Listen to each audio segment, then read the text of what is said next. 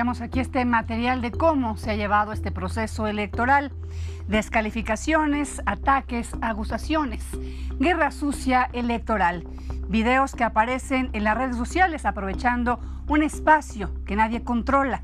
Videos que ponen en el fondo la polémica más fuerte del candidato puntero hasta el momento, por lo menos eso dicen las encuestas, Andrés Manuel López Obrador. Pero también videos de un supuesto hermano de Barreiro, empresario queretano, ligado por algunos con Ricardo Anaya, un asunto que hasta el momento no se ha podido comprobar, aunque ya existe una denuncia oficial al respecto. Este es el tono de las campañas. ¿Por qué? ¿Por qué se ha llevado de esta forma? Y sobre todo las preguntas, ante la venia, el permiso o la omisión de quién. Parte de lo que dice la ciudadanía al respecto, parte de lo que dicen las voces de aquellos que les toca controlar. Esta parte son las voces en exégesis.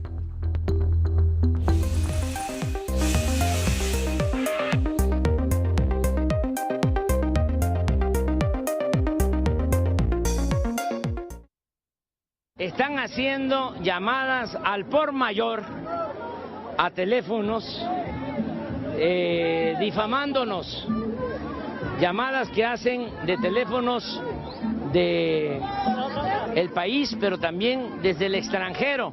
Enrique Riquín Canallín se va a caer, se va a caer. Ese ya se va a caer porque todo el mundo lo señala. Porque todo el mundo lo señala y fíjense qué curioso, al Bronco lo persigue el INE y del Enrique Riquín Canallín no ha dicho nada. Además de todos estos ataques vulgares que se dan contra nuestro candidato, se dio un acto de intimidación por la noche. Habiendo dejado a nuestro candidato, el vehículo en el que viajaba, tan solo entre 10 y 15 minutos después fue interceptado por otro vehículo y fue agredido. Responsabilizo al gobierno de Enrique Peña Nieto por este nuevo ataque en mi contra, utilizando las mismas mentiras de hace algunos meses. Y aclaro, primero, el contenido de ese video es totalmente falso. Segundo, es una estrategia orquestada e impulsada por el gobierno del presidente Peña Nieto para dañar mi candidatura. Y aquí hay una historia en donde podemos escuchar las dos cosas, una historia de armas y una historia de impunidad. Les voy a leer lo que salió de un expediente, de una gente que salió libre porque la policía hizo mal su trabajo. Soy la comandante Nestora Salgado y solo le llamo para decirle que a cambio de la libertad de su hija me tiene que entregar la cantidad de 5,000 pesos. Así es que ya sabe, cuando tenga esa cantidad me la entrega y entonces yo le entrego a su hija. Nestora Salgado va a ser senadora plurinominal por Morena, una secuestradora que está libre por una falla en la policía. Esto, Andrés Manuel, queda en tu conciencia. Averiguar, por un lado, quiénes son los que están, digamos, organizando este tipo de mecanismos. Estamos ya en una lógica de consultar con el propio IFT. Y las investigaciones se van a llevar a su término lo antes posible. Evidentemente estamos ante un evento que puede resultar disruptivo para el buen andar del proceso electoral y vamos a investigar hasta sus últimas consecuencias. ¿Cuántas llamadas usted ha recibido previniéndole de votar por uno u otro candidato? ¿Cuántos videos le han aparecido en sus redes sociales con este mismo tenor? ¿Verdades a medias o fake news? Lo que sí es cierto es que es una estrategia que ha pegado. Claro ejemplo, este sondeo que realizó Exégesis, en donde se le preguntó a la gente, al electorado, a aquellos que irán el 1 de julio a las urnas, qué es lo que más recuerdan de las campañas que hemos vivido hasta este día. Y por supuesto, ¿qué opinan de que se utilice esta estrategia para llegar a sus voces? Porque en vez de estar dando una opinión acerca de lo que va a pasar con nosotros, o sea, con el país, prefieren atacarse unos a otros en vez de darnos respuestas. Pues porque al final de cuentas la gente se tiene que dar cuenta qué es lo que han hecho, tanto bueno como malo. Pues es algo injusto, o sea, los votos se ganan por medio de lo que propongan en sus propuestas para la sociedad, no comprar el voto. O sea, no se puede confiar en alguien que se ve que está desesperado por el voto según ya había propuesto algo. Preferible que se dediquen mejor a dar otras propuestas a que se sigan culpando de los incidentes que ellos mismos traen. Digo, sabemos que todos los políticos hacen lo mismo, entonces ya como hacerlo conocido, digo, la verdad es que ya todo el mundo lo sabe. No estamos viendo propuestas, no estamos viendo una campaña electoral como debe de ser, alguien que nos dé soluciones, sino realmente estamos viendo más como una masacre y una pelea de viejas chismosas. Primero creo que se están olvidando de poner a México enfrente antes que a ellos mismos y sus partidos. Creo que principalmente, o más bien el problema más grande de México, más que los candidatos, es México mismo. Creo que entre nosotros no nos ayudamos y los candidatos que tenemos es el reflejo de nuestra sociedad.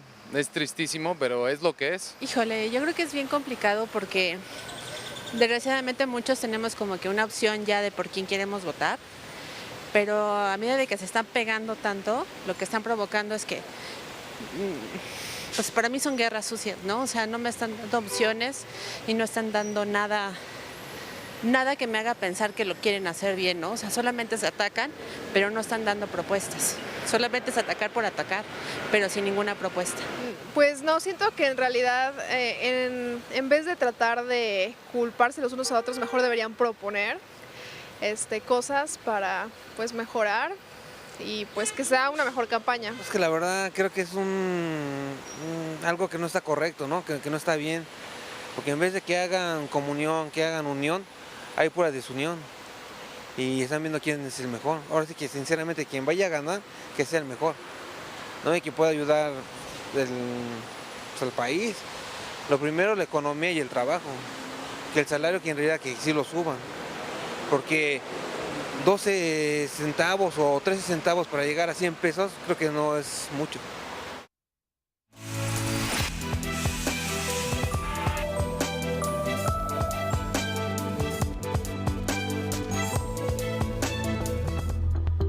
Lo poníamos sobre la mesa en el inicio de este espacio, de esta exégesis. ¿Estas prácticas son legales? ¿Quién las permite? ¿Quién es omisa?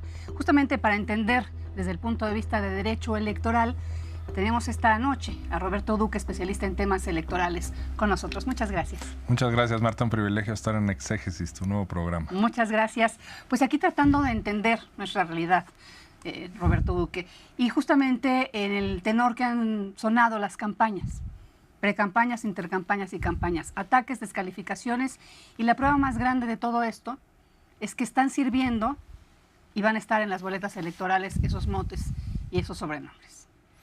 Sí, las campañas negativas, también llamadas por ahí campañas de contraste, es algo, pues la verdad, normal en cualquier democracia.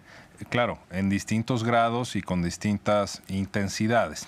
Y en el caso de México, pues sí, hemos visto esa tónica desde muy temprano. En efecto, para todo propósito práctico, Marta, las campañas no arrancaron hace 2 meses y medio, arrancaron pues hace casi medio año, ¿no?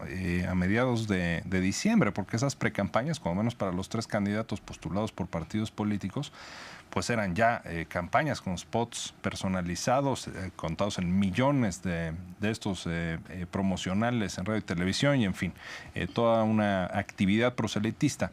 Y sí, ha imperado esta cuestión de la descalificación, ¿no? Del ataque.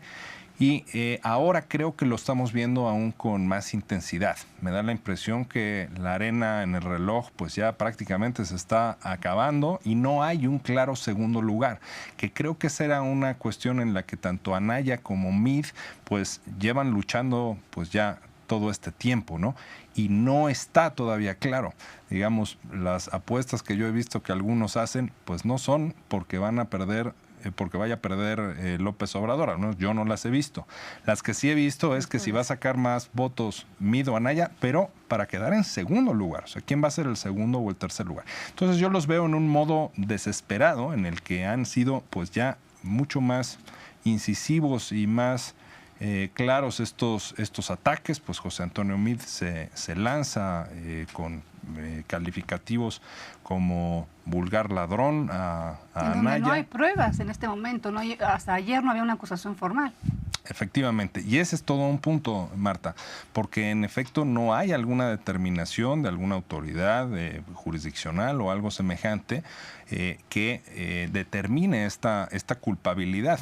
Entonces, pues sí, es un ataque en ese sentido que no está aportando esto, pero claro, Anaya también le llama corrupto y el propio López Obrador, que sí, farsante y corrupto a sus rivales.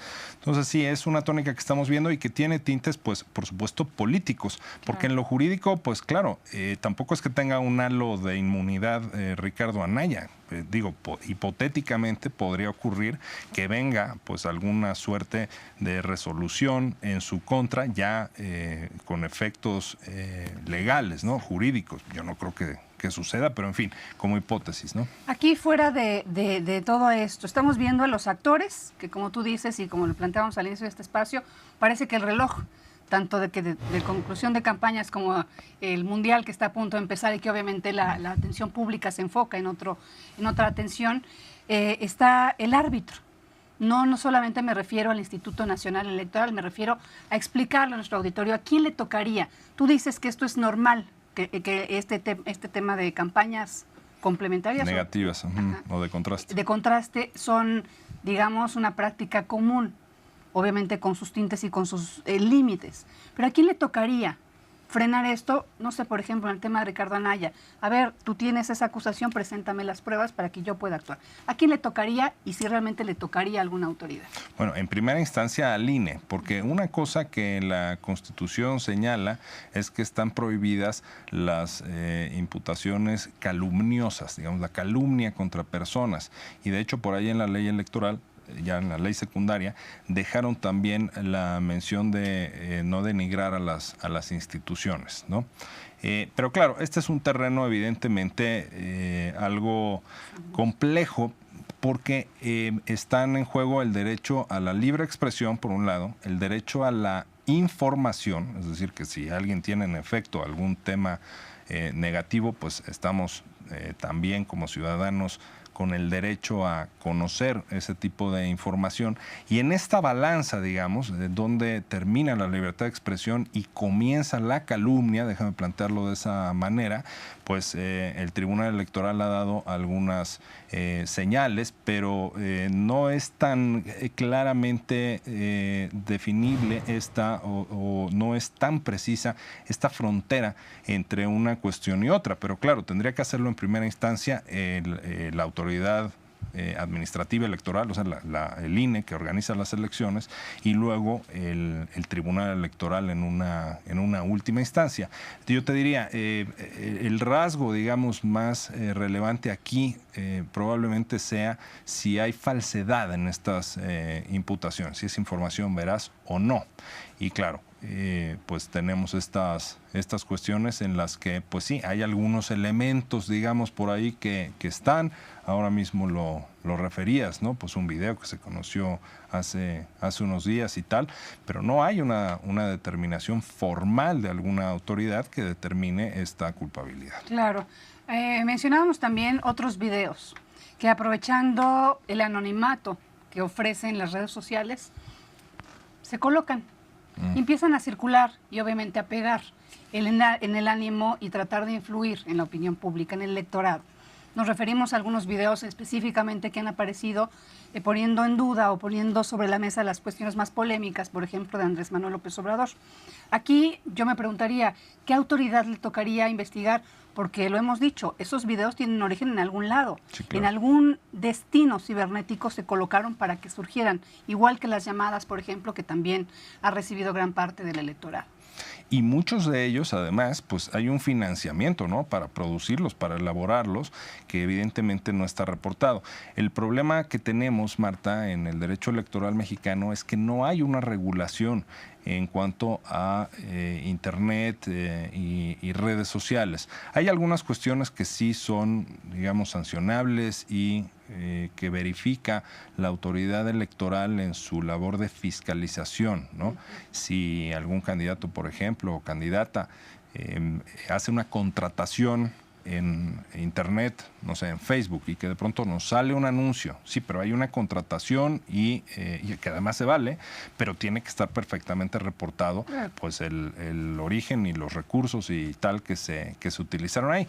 Pero los casos que tú señalas, Marta, pues son pues de estas cuestiones que se ignora de dónde salieron, incluso muchas de ellas son fake news, noticias falsas, que por cierto ya son una industria millonaria en el mundo, esta cuestión, y que no hay en efecto pues un rastreo de dónde puedan provenir y con qué propósitos. Por lo tanto, sí hay una laguna importante ahí. Sí, aquí a lo mejor estoy invadiendo una esfera que no es a lo mejor tu expertise directo, pero como conocedor también de la Constitución y de las leyes de nuestro país, yo preguntaba si realmente son espacios tan opacos y tan oscuros las comunicaciones, las nuevas tecnologías de la comunicación, le hace la Internet, etcétera, como para que de verdad no se pueda identificar al autor de un video y obviamente a quien lo coloca en la red o quien contrata a un robot para que haga llamadas masivas. Sí, que también puede tener costo, ¿no? Pero desgraciadamente no tenemos ese avance en México. Necesitamos hacer una mayor regulación. Insisto, teniendo mucho cuidado en que no vaya a ser tampoco una ley mordaza, ¿no? Porque la dinámica de las propias redes sociales pues son de compartir información y demás, pero también hay muchísima desinformación y que a veces tiene efectos pues muy perniciosos para las propias elecciones, para la propia democracia. Es decir, más allá de si son ataques o descalificaciones o insultos en contra de ciertos contendientes en la elección, también es un tema que desorienta completamente y desinforma al ciudadano como electores que somos, ¿no? Entonces, de repente, que si votas así, entonces va a ser nulo. Y no es cierto. Quién sabe, con distintas intencionalidades por ahí, ¿no? Y no, son votos perfectamente válidos, por decirte un ejemplo, ¿no? O en el pasado también se mencionaba. Bueno, en esta elección ya no se habla de voto nulo deliberado, ya cambió. Ahora, en la última elección federal sí era el voto nulo deliberado. ¿Por qué no anular? Ahora es cómo no anular sin querer, digamos, cómo no anular accidentalmente, porque es complejo. Con el tema de las coaliciones y el de sistema. Tantos cargos, Exactamente, pero bueno, ha habido también este tipo de cuestiones que luego se viralizan con puras mentiras, ¿no? Que tanto porcentaje de votos nulos anula la elección. Eso es falso, ningún porcentaje de votos nulos anula nada. Sí, que ahí también entraría el papel del electorado. Decíamos hace un momento que forma parte importante de este programa también es ser conscientes de qué papel estamos jugando, que no solamente le toca a las autoridades, no solamente le toca al gobierno. En este caso también lo que tendría que ser un papel fundamental del electorado, que es informarse. Tenemos una elección, un derecho, pero también una obligación a elegir de una opción, si quieren, que no son las que quisiéramos tener enfrente, pero que finalmente el derecho nos obliga también a tener información. Yo te agradezco muchísimo que hayas estado aquí. El agradecido soy yo. Gracias, Roberto Duque, especialista en temas constitucionales.